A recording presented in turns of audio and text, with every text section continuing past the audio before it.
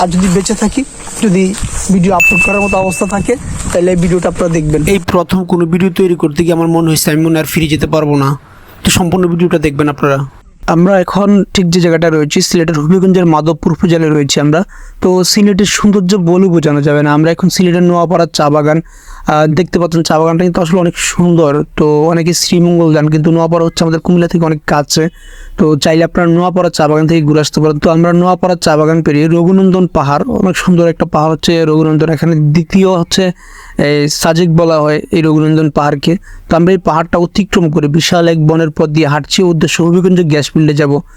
Habiganj gas ক্ষেত্রের অবস্থান সিলেট বিভাগের হবিগঞ্জ জেলার মাধবপুর উপজেলায়।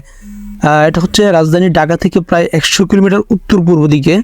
তো এটার হচ্ছে দীর্ঘ প্রায় 11 কিলোমিটার দীর্ঘ এই গ্যাস ক্ষেত্রটি, আর হচ্ছে প্রশস্ত হচ্ছে প্রায় 4.5 কিলোমিটার। 1963 সালে আবিষ্কার করা হয় এই গ্যাস ক্ষেত্রটি। দেশের যে কয়টা বড় গ্যাস ক্ষেত্র আছে তার মধ্যে এটা অন্যতম। আমি আমার জীবনে কখনো এরকম বন দিয়ে হাঁটি নাই, এই প্রথম আমার এই অভিজ্ঞতা।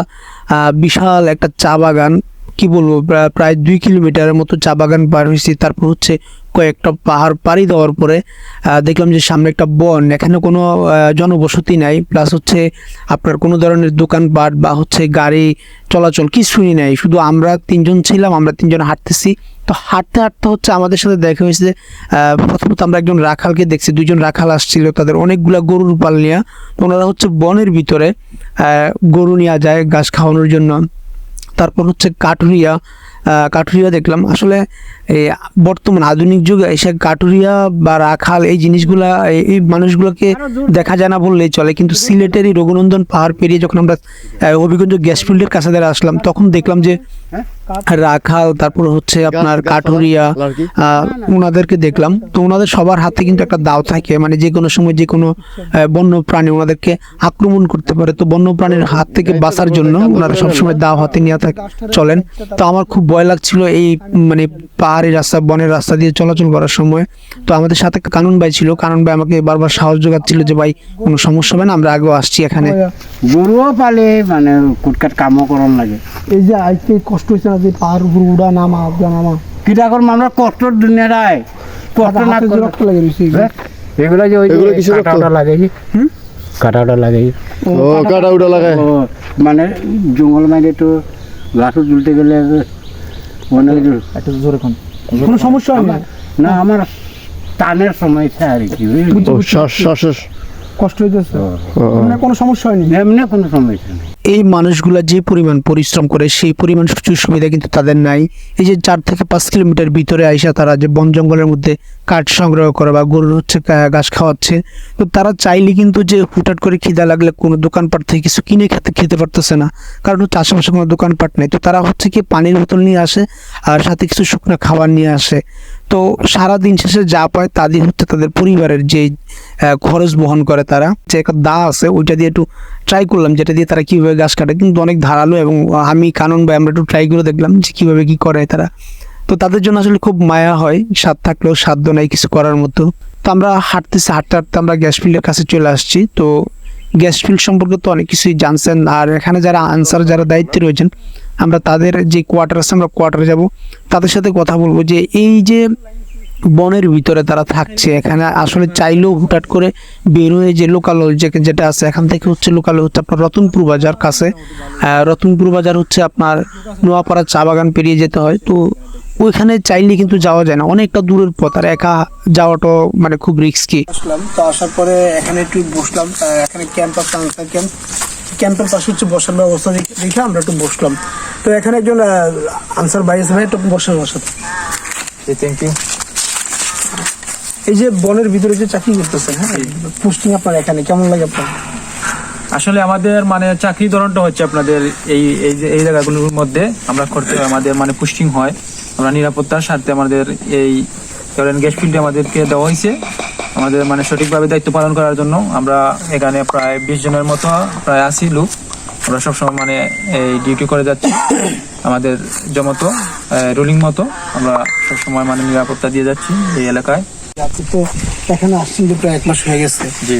তো 1 মাসের জায়গায় থাকতেছেন, যে পিছনের পাহাড়, তারপর কি ইচ্ছে করে না যে পাহাড়ের পিছনে কি আছে, ওই পাশটা কি আছে একটু যাই দেখি, কখনো এরকমটা ইচ্ছে হয়েছিল? জি চলছিল আমরা তো যান আপনারা, যান। হ্যাঁ আমরা তো যাই, মানে আপনারা যখন ডিউটি পরে যখন আমরা ফ্রি টাইম পাই না, তখন আমরা এইদিকে আপনার আশেপাশে যেগুলো জায়গা আছে আমাদের ক্যাম্পের, এগুলা দেখি আপনার পরিবেশ অনেক কিছু, আপনার এই যে পশু পাখি গুলা দেখা যায়, খুব সুন্দর লাগে। আপনার বানর আছে এখানে, এই যে বনমুরগ বলে, আপনার এই হরিণ বলে, এগুলো অনেক সময় দেখা যায় আপনার দেখে সচরাচর আপনার। এগুলো শিকার খুব করেন? সুন্দরই লাগে আপনার দেখতে, ভালো লাগে। এই পর্যন্ত মাঝে মাঝে আপনার শিকার বলতে আমরা করি না, আমাদের সাথের বাইরে অনেক করছে শিকার, বনমুরগ টনমুরগ এগুলা খাওয়া যায় এগুলো? হ্যাঁ খাওয়া যায়। এই যে বনমুরগ এগুলো খাওয়া যায়, সমস্যা। এমনি বনের ভিতরে ঢুকলে, পাহাড়ের ভিতরে ঢুকলে কোনো ধরনের সমস্যা মোকাবেলা করতে হয় কিনা? পাহাড়ি যারা আছে বা হচ্ছে অন্য কোনো?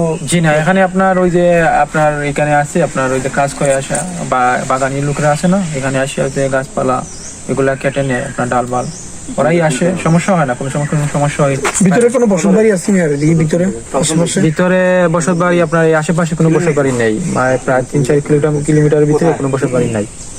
এই যে ক্যাম্পটা দেখতে পাচ্ছেন, এখানে প্রায় 20 জন আনসার সদস্য থাকেন। পুরো অবস্থাটা আমরা এখানে দেখলাম যে আসলে একটু দেখি, মানে পানিটা কিভাবে, কি টিউবওয়েল থেকে আসে না নিচে? না আপনার কি বললাম, আপনার ওইখানে মোটর কিছু আছে আপনার ফিট করা আছে। ওই যে উপরে মোটর না, ওইখান থেকে পানি এখানে আসে এখান না? থেকে পানি এখানে আসে আপনার। রান্না বান্না কি আপনারা নিজেরাই করেন? জি আমাদের মধ্যে আপনার যে আছে আপনার রান্নার লোক আছে আলাদা ভাবে। জি জি আচ্ছা আচ্ছা।